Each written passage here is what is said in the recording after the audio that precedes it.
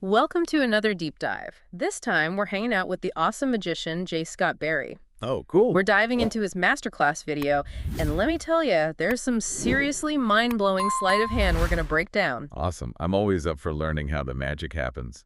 But here's the thing, you don't even have to be into magic to dig this deep dive. It's really a look into how easily our brains can be tricked, you know? Perception, misdirection, making the impossible, totally believable. That's what we're exploring. I can see that. Even if you're not aspiring to be the next David Copperfield, understanding these techniques gives you amazing insights into, like, psychology and how we see the world. Totally. And Barry, right off the bat, he hits us with the core of it all. He says, sleight of hand, it all boils down to one thing, making the audience believe. Makes sense. Yeah. If the audience isn't buying it, the magic's just not there, is it? Exactly. It's not just about, saying the right magic words. It's your whole presence, the way you move, your entire vibe has to sell it. Mary actually has this exercise. You practice tossing and catching, but with an imaginary object. Really? Sounds kind of funny. Right, but think about it. Even if you're making something vanish, your body language has got to be convincing. You can't just, wave your hand and expect people to believe something's gone. Right, right. You have to, physically embody that illusion for it to work mentally, for people to see it. Exactly. It's like your movements, they have to be so smooth, so natural that nobody even thinks twice. And that takes us to one of those classic moves, the French drop. Oh, yeah, the one where a coin just vanishes, right? Yeah. I've always wondered how that's done. Barry breaks it down in the master class. And it's not about a bunch of weird, jerky moves. It's actually about copying how you'd really move if you were passing a coin from one hand to the other. The subtlety is the key. That's clever. Yeah. It's like by looking natural, the magician kind of disarms the audience's skepticism, right? Yeah. You're not seeing a trick, you're seeing a normal action, so the vanish is even more surprising. Boom. You got it. Now, here's where it gets super interesting. Barry talks about flourishes. Those, flashy little things magicians do, like a coin roll. Most people probably think it's just for show, right? Yeah, I'd probably think that. Show off a bit of skill, maybe add some pizzazz. Exactly. But Barry, he says, flourishes, they actually have a deeper purpose. They kind of give the audience's brain a break from trying to figure things out. Like, the analytical part chills out and the sense of wonder part takes over. And guess what?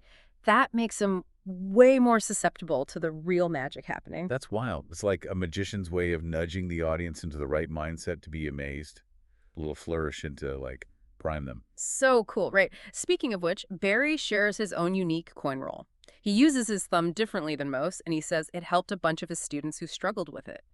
I even tried it, and it felt way more natural. That's really interesting. It shows that even with, these well-known techniques, there's always room for individual style and finding what works for you. Absolutely. All right, now for another essential sleight of hand move, palming. This is all about hiding stuff in your hand, making it appear, disappear, you name it. Palming seems like it'd be like the foundation for so many tricks, wouldn't it? Oh, yeah, it's like the secret language of magic. Barry actually goes through a bunch of them. The classic palm, thumb clip, finger palm, Downs palm, all sorts of sneaky hand stuff. But get this, his go-to is the finger palm. He says it's the most secure, comfy, and least noticeable. Wow. That's surprising, isn't it? You'd think he'd go for the classic one. I guess practicality beats flashiness every time, huh? Totally. Now, let's be real. Mastering sleight of hand, it's not a walk in the park, right? Barry talks about this thing called the threshold of failure, that point where it feels too hard and you just want to quit. Oh, I know that feeling. Happens with anything you're trying to learn, doesn't it? It does. And he tells this hilarious story about how he struggled with guitar for, get this, 50 years. Couldn't get past that feeling of, I'll never be good at this. But for sleight of hand, he encourages folks to push through it. He compares it to perfecting a golf swing. It takes dedication and, yeah, a lot of practice. Love that analogy. It's a good reminder that those frustrating moments are actually part of the learning process. You can't skip them. Couldn't agree more. Okay, let's talk about sponge ball magic. Now, even though sponge balls use gimmicks sometimes, Barry's super clear. Solid sleight of hand is still key.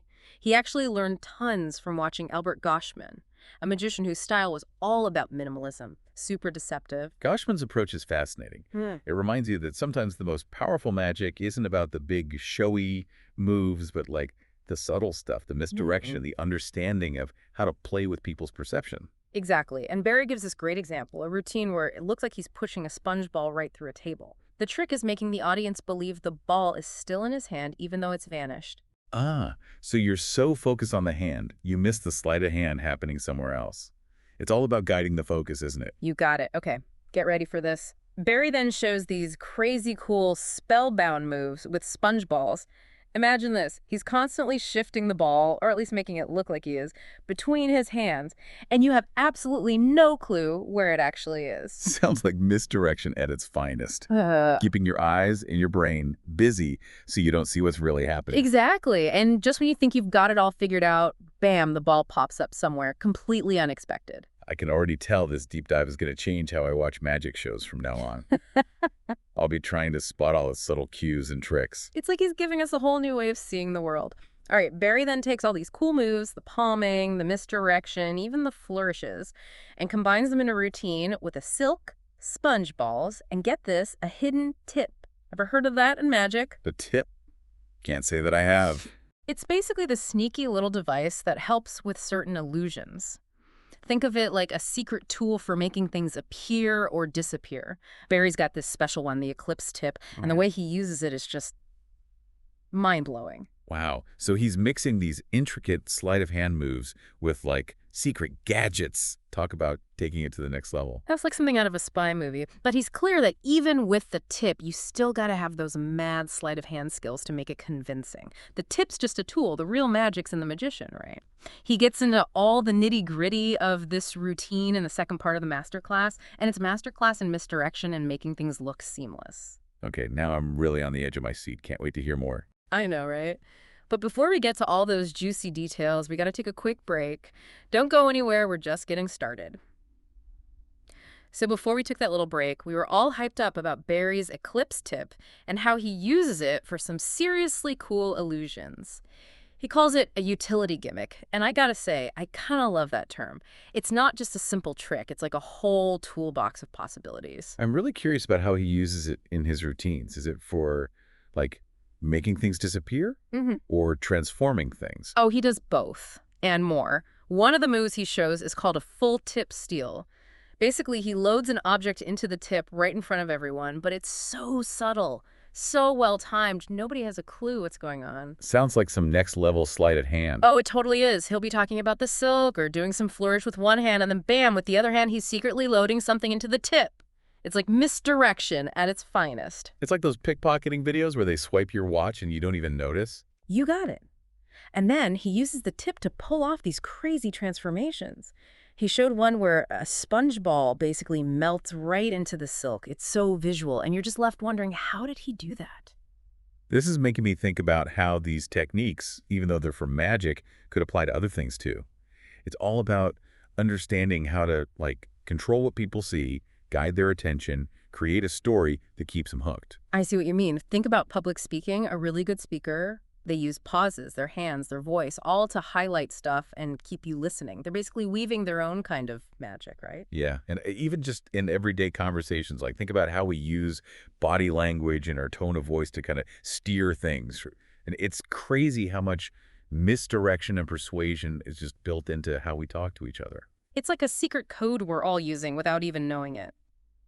Barry also talks about another gimmick called finger shells. These little covers that go on your fingertips used to vanish or make things appear. He's got this super secret one, the FS2, that he's been perfecting for years. It's like the guy is obsessed with innovation. He's always trying to improve techniques and push the boundaries of what's possible in magic. It's that kind of dedication, that always wanting to get better, that separates the pros from the amateurs, right? Like you see it with artists, with musicians, those who aren't happy just copying what's been done. And what's really awesome is that Barry's like totally open with his knowledge. He even shares his website in the masterclass and offers a 50% discount on digital downloads of his stuff. That's really generous of him. It shows he really cares about teaching and sharing the art of magic with others. For sure. He also shouts out a couple other resources if you want to learn more. There's a new magic shop, Platinum Magic, that supposedly has some rare stuff. And then there's this free online magazine, Conjuring Chronicles, with all sorts of cool content, even a free download on how to make tissue paper roses. That's awesome. It's great that he's supporting other magicians and sharing those resources. Speaking of tissue paper roses, Barry actually shows how to make one in the masterclass. It's pretty simple, but the way he does it, it's so elegant. The rose just appears in his hands. It's like a reminder that magic doesn't always have to be these big, over-the-top things. Sometimes the most beautiful illusions are the small, simple ones that make you appreciate everyday objects. Totally agree. Okay, remember how Barry was all about practicing sleight of hand with both hands, right and left? Yeah, that was a unique approach. Well, he gets into why he thinks it's so important. He says it's not just about being good with both hands, but that it actually makes both sides of your brain work. Wow, really? Makes you wonder if that kind of brain workout helps with other stuff too, right? Like maybe boosts your brain power in general. It's a cool thought, isn't it? Okay, are you ready for the grand finale of this masterclass? Yeah, bring it on. What's Barry got in store for us? Barry ends his masterclass with this, challenge, and I think it's something that'll really stick with you. Oh, a challenge. I'm all ears. Okay, so he asks you to think about a time you were totally fooled by a magician, like completely blown away. You know that feeling, right? Where you're just like, no way, how did they do that? Oh, absolutely. Mm. We've all been there. It's what makes magic so much fun. Exactly. But here's the challenge. Now that we've learned about all this stuff, the sleight of hand, misdirection, palming, all that, can you go back to that memory and, break it down? Can you see those sneaky little moves? The misdirection that made it seem impossible. Whoa, that's a cool way to look at it. Yeah. It's like he's giving us the tools to be smarter audience members. It totally changes how you see magic, doesn't it? You start to see the world a bit more like a magician does, picking up on those little details. Yeah, and I bet that kind of awareness is helpful for more than just magic, right? Mhm. It helps us all be more critical thinkers, more aware of how easily we can be influenced. It's like he's given us this secret decoder ring for the world. So next time you see something magical, whether it's like a really good ad or a persuasive speech, remember what we've learned, take a step back and see if you can spot the magic at work. That's a great takeaway. And even though we're learning about how it all works, let's not forget to keep that sense of wonder. Because even when you know the secrets, there's still something amazing about seeing a magician do their thing. Absolutely. And hey, there's always more to learn, more to be amazed by. Keep that curiosity alive, and we'll catch you on the next deep dive.